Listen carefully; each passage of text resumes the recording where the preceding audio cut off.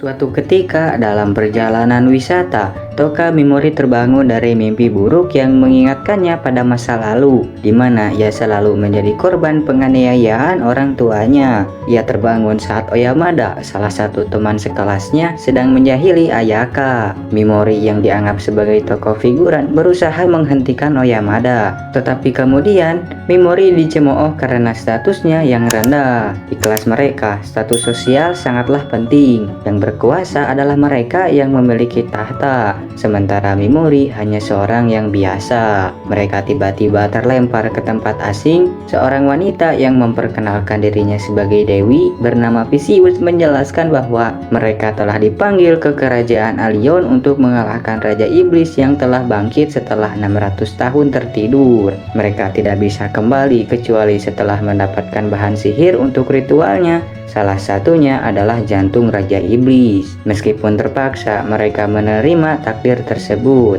Dewi Vicious kemudian mendatangkan batu sihir untuk menilai tingkat kemampuan mereka. Beberapa teman sekelasnya mendapatkan peringkat S dan A, sementara Mimori hanya mendapatkan peringkat E yang merupakan peringkat terendah.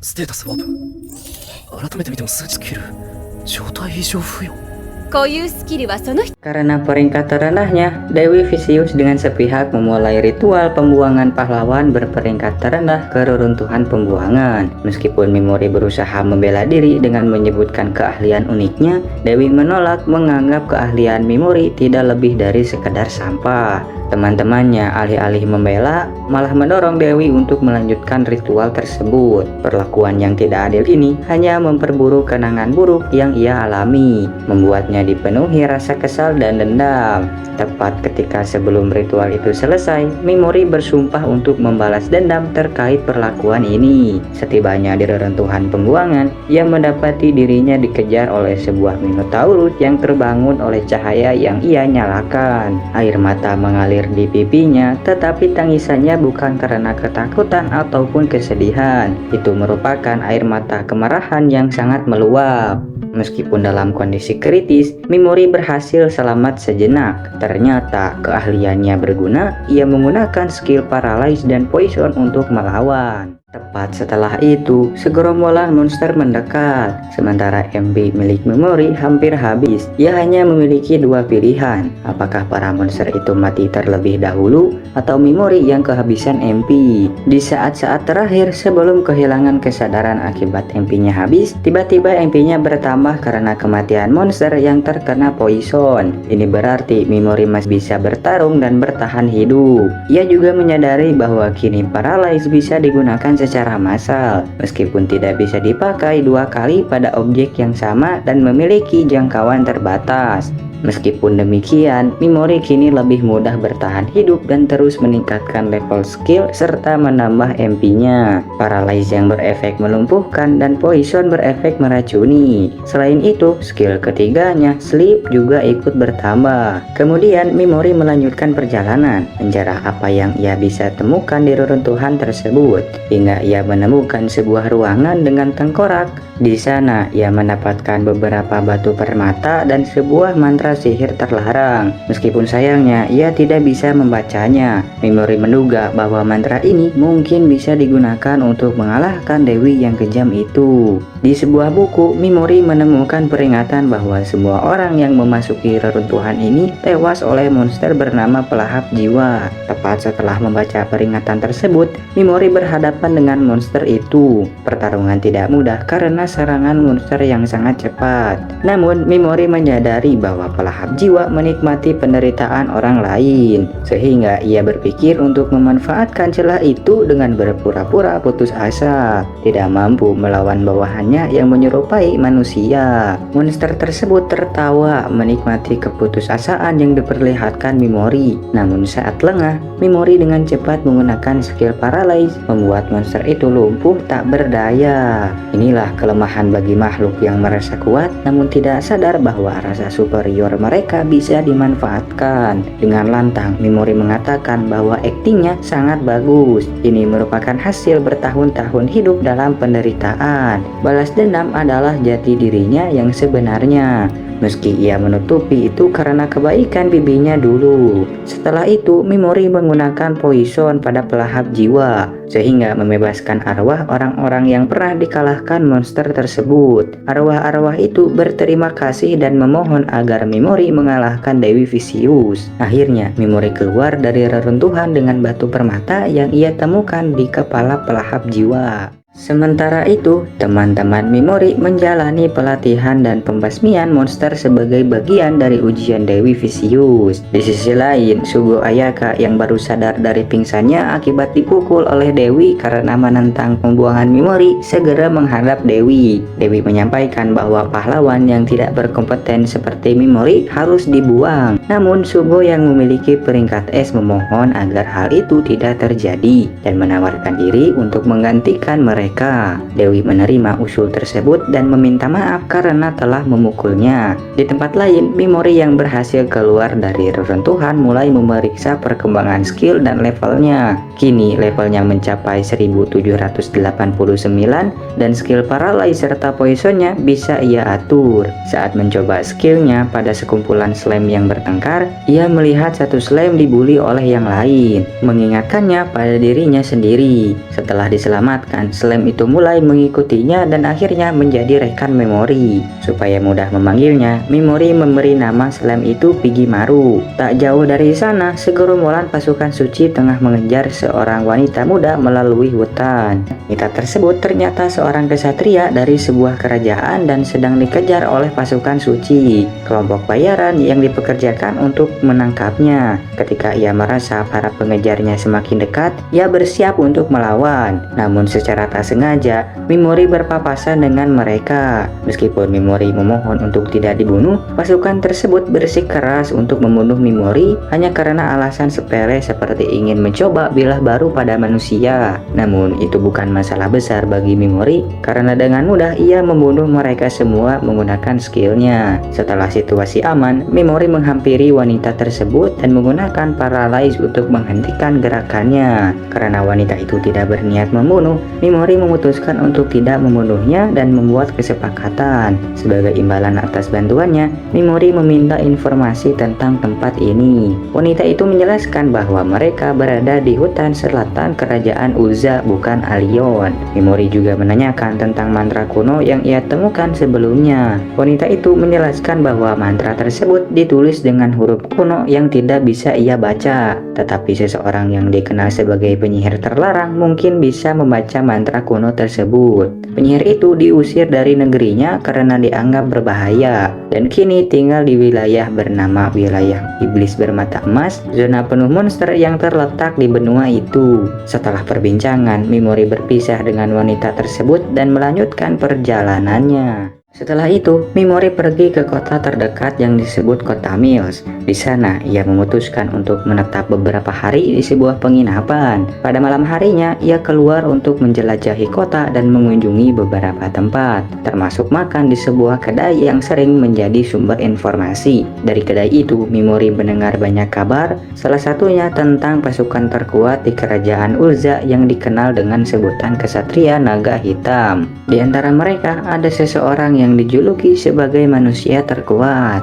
Setelah kembali ke penginapan dengan makanan untuk Pigimaru, Mimori merencanakan langkah berikutnya, yaitu mencari penyihir di wilayah iblis bermata emas untuk membaca mantra kuno dan mengumpulkan bubuk tulang raja tengkorak dari reruntuhan Mills guna memperkuat Pigimaru. Keesokan harinya, Mimori mendaftarkan diri untuk masuk ke labirin tersebut. Labirin itu nampak sedang ramai karena seorang bangsawan mengumumkan bahwa siapapun yang berhasil mendapatkan cawan mata naga akan diberi hadiah sebesar 300 koin emas. Saat pulang, Mimori tak sengaja bertemu lagi dengan wanita yang ditemuinya kemarin. Ia lalu membuat kontrak dengan wanita tersebut untuk membantunya membeli material yang diperlukan agar tidak tertipu sebelum memasuki reruntuhan. Sebagai imbalan atas jasanya, wanita itu akan dibayar. Keesokan harinya, Mimori menjelajahi reruntuhan Mills untuk mencari material bagi Pigimaru. Monster di sana sangat mudah dikalahkan karena tingkatannya lebih rendah dan poin MP yang didapat pun sangat sedikit.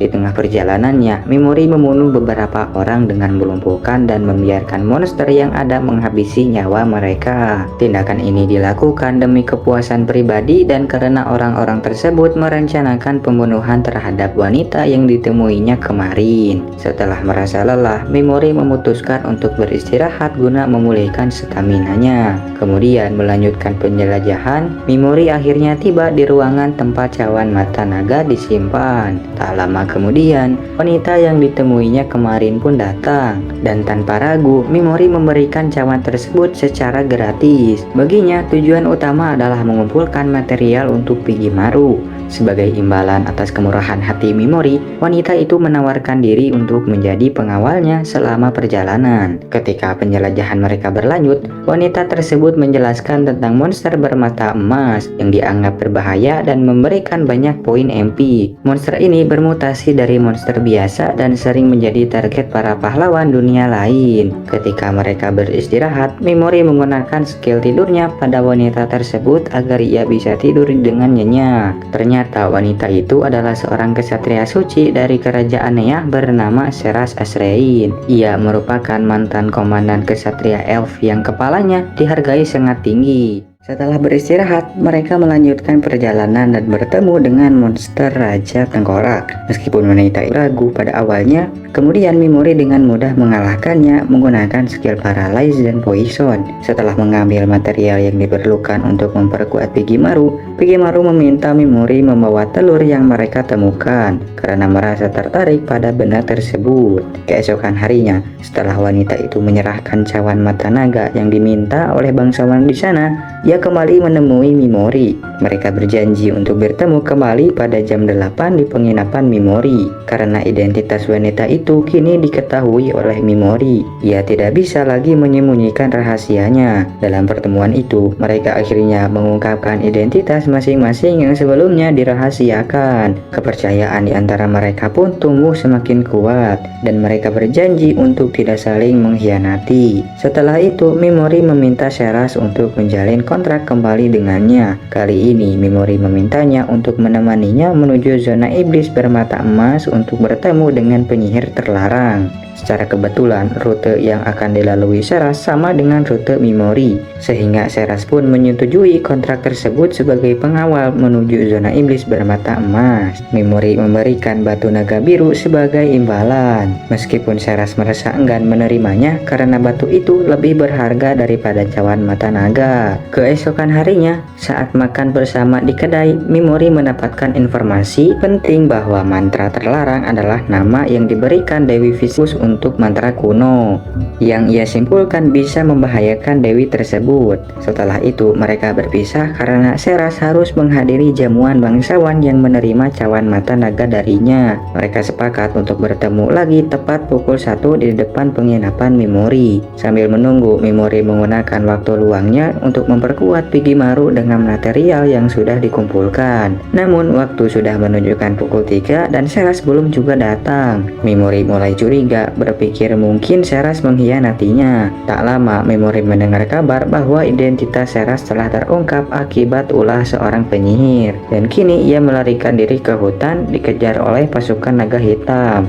Seras saat itu sedang bertarung melawan beberapa bawahan pasukan tersebut. Ia merasa kesulitan karena roh-rohnya terganggu oleh sihir penyihir tadi. Ditambah lagi prajurit naga hitam, meskipun hanya bawahan, namun ia sangat kuat. Tepat di saat kritis, Mimori tiba dan menolong Seras. Mimori kemudian berkata bahwa ia membutuhkan Seras karena tidak ada orang lain yang bisa menggantikannya sebagai pengawal. Perlakuan baik Mimori terhadap Seras bukan hanya karena rasa terima kasih, tetapi juga karena Seras mengingatkannya pada bibinya yang pernah merawatnya dengan baik dulu. Ketika Mimori berusaha mencari tahu siapa yang mengutus pembunuh untuk membunuh Seras, tiba-tiba lawannya tewas di tangan Sivit. pria yang dikenal sebagai manusia terkuat di dunia ini. Sifit kemudian memberitahu Seras bahwa Raja Ortolan yang selama ini ia layani adalah dalang dibalik usaha pembunuhannya dengan menyewa prajurit bayaran. Ternyata Raja tidak rela jika keperawanan Seras jatuh ke tangan pria lain, sehingga memutuskan untuk mengirim prajurit bayaran untuk membunuhnya. Meskipun sulit dipercaya, Seras akhirnya harus menerima kenyataan pahit itu. Sifit kemudian menawarkan Seras kesempatan untuk dibebaskan jika ia bisa memuaskannya melalui pertarungan. Karena Sifit merasa bosan sebagai manusia terkuat dan mencari lawan yang tangguh. Namun perhatian Sifit segera teralihkan ke Mimori yang dirasakannya memiliki sesuatu yang berbeda.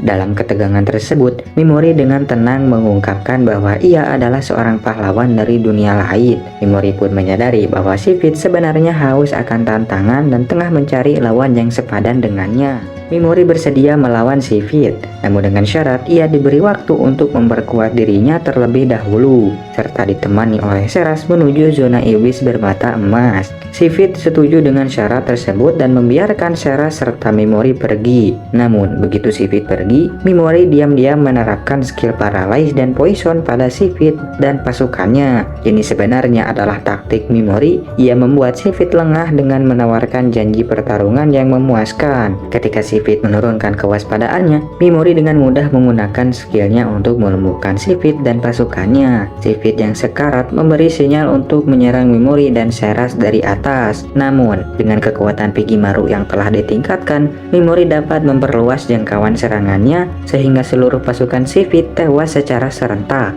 Dalam pertempuran itu, Mimori memperoleh dua skill baru, Berserk dan Dark, yang mengganggu mental dan penglihatan lawan. Pertempuran berakhir dengan kemenangan Mimori memastikan mereka lolos dari ancaman. Seras dan Mimori kemudian melanjutkan perjalanan mereka menuju zona iblis bermata emas, dengan Seras tetap menjalankan perannya sebagai pengawal sesuai kontrak yang telah disepakati. Sementara itu, di tempat lain, teman-teman Mimori sedang berlatih untuk meningkatkan kemampuan mereka. Di tengah latihan, mereka kedatangan seseorang yang memperkenalkan diri sebagai utusan Dewi, yang menggantikan Dewi karena tidak dapat hadir selama pelatihan mereka. Utusan tersebut bahkan sempat menegur dan memukul Oyamada karena kesombongannya yang berlebihan. Kemudian Mimori mampir ke pusat perbelanjaan untuk membeli keperluan dan sebuah topeng guna menyembunyikan identitasnya. Sementara itu di tempat lain, kematian para kesatria naga yang dikalahkan oleh Mimori mengejutkan seluruh negeri, termasuk aliansi mereka. Dalam sebuah pertemuan aliansi yang terdiri dari kerajaan Magnar, Ulza, Alion, dan Kekaisaran Mira,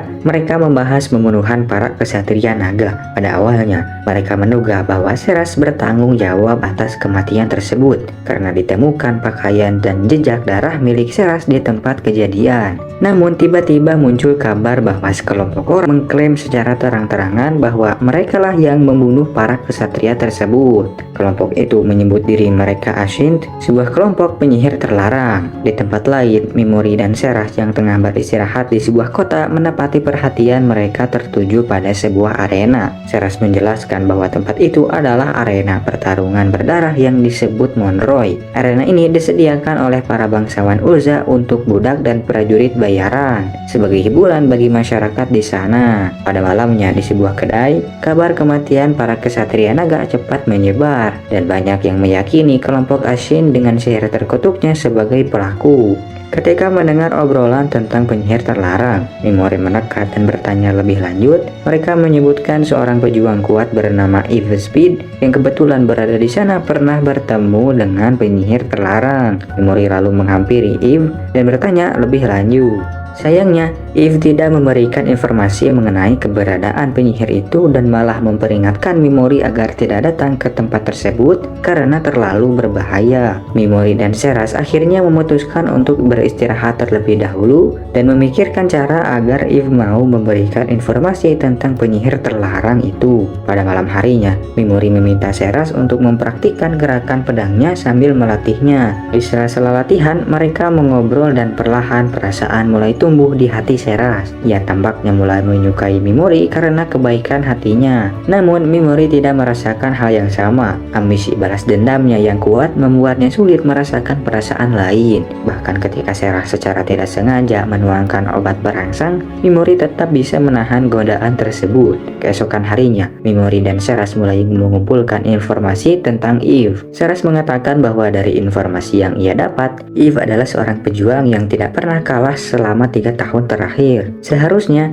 Eve sudah bisa membeli kebebasannya sebagai budak pada tahun kedua, tetapi kabarnya ia membutuhkan biaya lebih untuk membebaskan seorang anak kecil. Selain itu, pertempuran yang akan datang adalah pertempuran terakhir Eve. Sayangnya, ada desas-desus bahwa setiap pejuang kuat yang bertarung dalam pertarungan terakhir mereka selalu berakhir mati karena ulah bangsawan di sana. Mimori menduga bahwa disinilah mungkin ada cara untuk membujuk Eve. Mimori segera menemui Eve untuk memberitahu tentang rencana para bangsawan yang selalu berulah dengan membunuh para pejuang dalam pertandingan terakhir mereka. Untuk meyakinkan Eve, Mimori bahkan mengungkapkan identitasnya dan Seras. Sayangnya, Eve tetap tidak percaya. Sebelum pergi, Mimori memberitahunya bahwa jika Eve berubah pikiran, ia bisa datang ke jembatan tepat saat dini hari untuk berangkat bersama menuju tempat penyihir terlarang berada. Pada malam harinya, Eve mencoba meyakinkan dirinya bahwa para bangsawan yang ia layani tidak akan berbuat curang, apalagi berencana membunuhnya. Namun ketika Eve secara diam-diam mendengarkan percakapan antara bangsawan tersebut dan bawahannya, ia mendengar bahwa mereka benar-benar merencanakan untuk memasukkan obat ke dalam minumannya sebelum pertandingan berlangsung. Merasa sangat kecewa, Eve akhirnya memutuskan untuk pergi dari tempat itu. Kemudian Eve memutuskan untuk mengikuti rencana Mimori dan pergi ke tempat penyihir terlarang, di mana ia berharap bisa tinggal dengan aman bersama Lisbeth, seorang anak perempuan yang sudah ia anggap seperti adiknya sendiri. Sebelum berangkat, Mimori dan Eve pergi menyebut Lisbeth. Namun, ketika mereka tiba, mereka menemukan bahwa Lisbeth telah mendapatkan perlakuan tak senonoh dari pengurusnya. Hal ini membuat Mimori jijik dan memutuskan untuk membunuh pengurus tersebut. Setelah membawa Lisbeth bersama mereka bersiap untuk berangkat. Mimori kemudian memperkenalkan dirinya kembali, mengungkapkan nama aslinya sebagai Toka Mimori, setelah sebelumnya menggunakan nama samaran. Sayangnya, perjalanan mereka tidak berjalan mulus. Pasukan Asin dan keluarga bangsawan mulai mengejar dan memburu Mimori serta kelompoknya.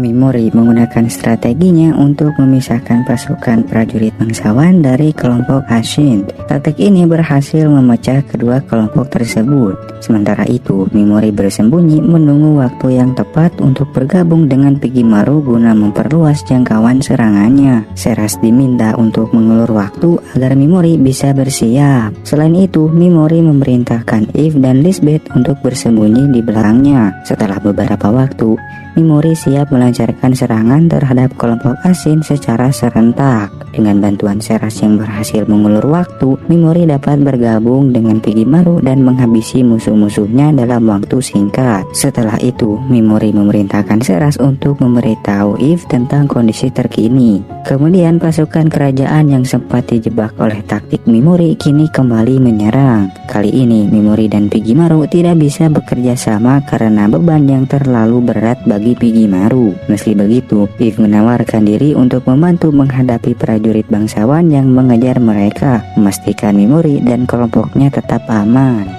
Mimori dan Eve bekerja sama untuk mengalahkan para prajurit bangsawan. Satu persatu mereka berhasil menumbangkan lawan dengan mudah. Kombinasi serangan Mimori dan Eve membuat musuh kehilangan fokus. Sementara Eve dengan gesit menerobos barisan mereka dan memenggal kepala musuh tanpa kesulitan. Akhirnya bangsawan yang berencana membunuh Eve pun berhasil dikalahkan. Untuk menghilangkan bukti, Mimori menggunakan skill barunya, Freeze, yang dapat membekukan apapun. Dengan kemampuan ini, ia membekukan mayat para prajurit lalu menghancurkannya hingga hilang tanpa jejak. Penduduk kerajaan Ulza pasti akan gempar mendengar kabar ini dan mereka akan menyangka bahwa kelompok Asin yang kini hilang tanpa jejak adalah pelaku pembunuh prajurit bangsawan. Setelah menghabisi para prajurit yang mengejar mereka, Mimori dan kelompoknya istirahat sejenak. Di sela-sela istirahatnya, Mimori yang penasaran dengan telinga Eve mencoba menyentuh telinga temannya Seras. Sementara itu di tempat lain, Ayaka tengah berlatih bersama Nyantan. Latihan ini dirahasiakan dari Dewi karena mereka tahu sulit untuk mendapatkan izin darinya. Nyantan bersedia membantu Ayaka karena Ayaka mengingatkannya pada adiknya sendiri. Setelah beristirahat, Mimori dan kelompoknya melanjutkan perjalanan hingga tiba di wilayah iblis bermata emas. Eve menunjukkan peta yang diwariskan kepada kepala suku dan keturunannya. Peta tersebut menampilkan lokasi mereka serta letak penyihir terlarang. Di sisi lain, Dewi sedang mengumpulkan para pahlawan dari dunia lain yang tiada lain adalah teman-teman Mimori. Dewi mengumumkan bahwa mereka akan menjalani pelatihan yang dibimbing oleh para ahli dari berbagai penjuru dunia guna meningkatkan keterampilan mereka. Selain itu, Dewi juga berencana mengirim mereka ke wilayah iblis bermata emas, tempat yang secara kebetulan sedang dituju oleh Mimori. Keesokan harinya, Mimori dan kelompoknya kembali melanjutkan perjalanan mereka. Akhirnya, mereka berhasil memasuki wilayah iblis bermata emas. Tak lama setelah itu, salah satu monster dari wilayah tersebut muncul dan menyerang mereka. Dengan sigap, Mimori bersama Eve mampu mengalahkan monster itu tanpa kesulitan. Namun, tak lama kemudian, monster lain muncul dan kali ini Eve mengaku tidak mampu menghadapinya. Monster itu ternyata termasuk jenis yang tidak bisa dilawan oleh Eve. Mendengar hal itu, Mimori memutuskan untuk menghadapinya sendirian. Ia bersembunyi dari pandangan monster tersebut dan fokus menerapkan skill paralyze dan poison untuk melumpuhkan dan meracuninya. Dengan strategi tersebut, Mimori berhasil mengalahkan monster itu dengan mudah. Sebelum melanjutkan perjalanan, ia mengambil beberapa bagian tubuh monster itu untuk digunakan sebagai bahan memperkuat Pigimaru kembali. Tiba-tiba Mimori dan kelompoknya merasakan keberadaan monster yang sangat dekat. Pigimaru menunjukkan bahwa sumber hawa tersebut berasal dari tas Mimori. Tak disangka, telur yang dulu ia temukan di reruntuhan Mills kini mulai menetas. Seekor kuda kecil muncul dan tumbuh dengan cepat. Mimori menamainya Slay dan sekarang Slay menjadi bagian dari kelompoknya. Namun, Seras memperingatkan bahwa Slay bukanlah kuda biasa. Ia adalah monster unik yang bisa berubah bentuk dengan cepat jika diberi energi sihir. Mimori pun mencoba memasukkan sihirnya ke dalam tubuh Slay melalui kristal yang terletak di punggungnya. Setelah memasukkan 10.000 energi sihir, Slay berubah menjadi kuda perkasa berkaki 8. Saat malam tiba, Mimori memutuskan untuk beristirahat, menyiapkan diri untuk melanjutkan perjalanan keesokan harinya. Esoknya, mereka melanjutkan perjalanan saat matahari mulai terbit. Di tengah perjalanan, seekor monster tiba-tiba muncul di atas Eve. Berkat refleksnya yang cepat, Eve dengan cepat membunuh monster tersebut. Namun, Mimori merasakan ada sesuatu yang salah dan berbahaya. Firasatnya benar, monster yang dibunuh Eve tiba-tiba berteriak keras dan menembakkan cahaya ke langit. Cahaya itu memanggil semua monster di wilayah iblis bermata emas yang mulai berdatangan dari segala penjuru menuju pusat suara, tempat di mana Mimori dan kelompoknya berada. Di tempat lain, para pahlawan yang sedang berlatih bersama para ahli juga terkejut melihat gerombolan monster yang serentak bergerak menuju satu lokasi. Mau tidak mau, Mimori harus bersiap menghadapi situasi berbahaya tersebut. Pada awalnya, Eve memarkan diri untuk mengalihkan perhatian para monster dan kembali dengan selamat. Namun, Mimori menolak ide itu karena hanya dia dengan bantuan Slay dan Pigimaru yang memiliki peluang untuk selamat dari kondisi ini. Mimori menegaskan kepada Eve agar tidak bertindak sebagai umpan dan memerintahkannya untuk tetap di tempat, bersembunyi sambil melindungi Seras dan Lisbeth. Eve akhirnya setuju dengan keputusan tersebut. Saat gerombolan monster semakin mendekat, Mimori bersama Slay dan Pigimaru bersiap untuk melaju dengan kecepatan tinggi di atas Slay. Mimori lalu memerintahkan Pigimaru untuk memancing perhatian monster menggunakan suara teriakan melalui batu sihir. Ketika suara tersebut terdengar, para monster terpancing dan mulai mengejar mereka. Sementara itu, para pahlawan yang sedang berlatih di wilayah itu juga terkejut oleh keributan yang ditimbulkan oleh para monster. Meski begitu, mereka selamat dengan mudah karena para monster sama sekali tidak memedulikan mereka, langsung berlari menuju sumber suara. Namun sayangnya, ada beberapa di antara mereka yang tewas akibat terinjak oleh monster. Perselisihan pun pecah di antara para pahlawan dipicu oleh perbedaan rank dan sifat sombong yang ada di dalam diri mereka. Salah satu perdebatan yang terjadi antara Ayaka yang selalu peduli terhadap teman-temannya dan Yasu yang sama sekali tidak peduli, bahkan mencemooh teman mereka yang tewas akibat terinjak monster. Di tengah perdebatan tersebut, tiba-tiba datang seseorang yang mengabarkan bahwa Popo, salah satu teman dekat Ayaka, telah menghilang. Kabar ini membuat Ayaka panik dan tanpa berpikir panjang, ia segera memutuskan untuk mencarinya. Di sisi lain, Eve yang khawatir dengan kondisi Mimori memutuskan untuk menyusulnya. Keputusan Eve ini didasarkan pada pertimbangan yang matang, bukan sekadar emosi, karena situasi semakin berbahaya. Seras yang merupakan wakil dari Mimori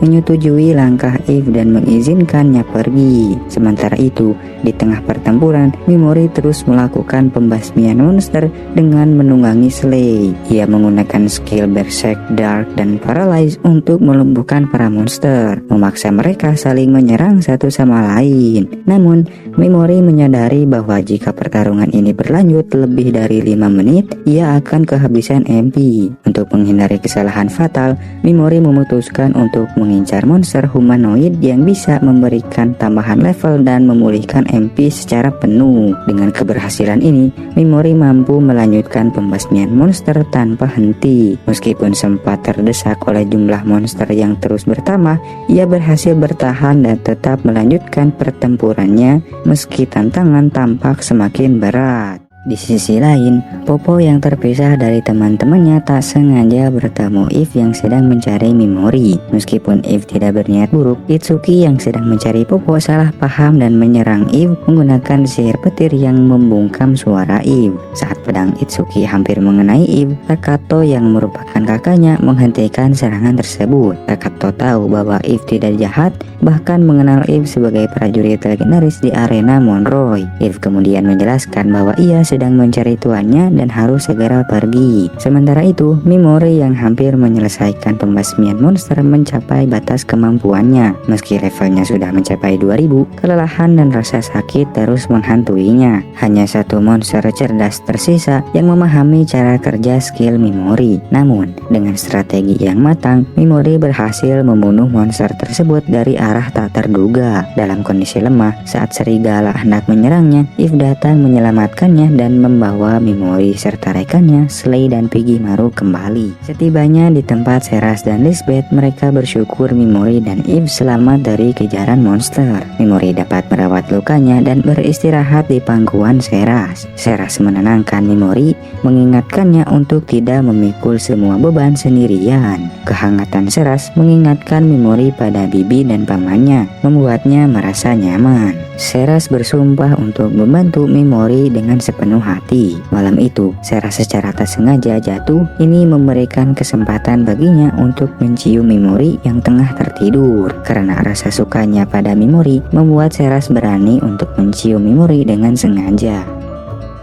Meskipun esoknya, Mimori menyadari hal tersebut, mereka memilih untuk tidak membicarakannya sampai balas dendam Mimori terhadap Dewi Vicious selesai. Di sisi lain, Ayaka yang semula khawatir akan keselamatan Popo, kini mulai merasa tenang setelah mengetahui bahwa Popo telah ditemukan oleh Takato dan Itsuki. Mereka mengantar Popo kembali ke tempat teman-temannya berada, memastikan keselamatan Popo setelah sempat berpisah dari rombongannya. Kemudian Mimori dan timnya menemukan lantas mengikuti jejak sihir yang membawa mereka ke sebuah rumah tua dengan ruangan tersembunyi yang mengarah ke dimensi lain. Di sana, mereka disambut oleh seorang Dark Elf yang memperkenalkan dirinya sebagai Erika, penyihir terlarang yang selama ini mereka cari. Pertemuan dengan Erika ini menjadi langkah penting bagi Mimori dalam perjalanannya mencapai tujuannya, mendekatkannya pada balas dendam yang telah lama ia rencanakan.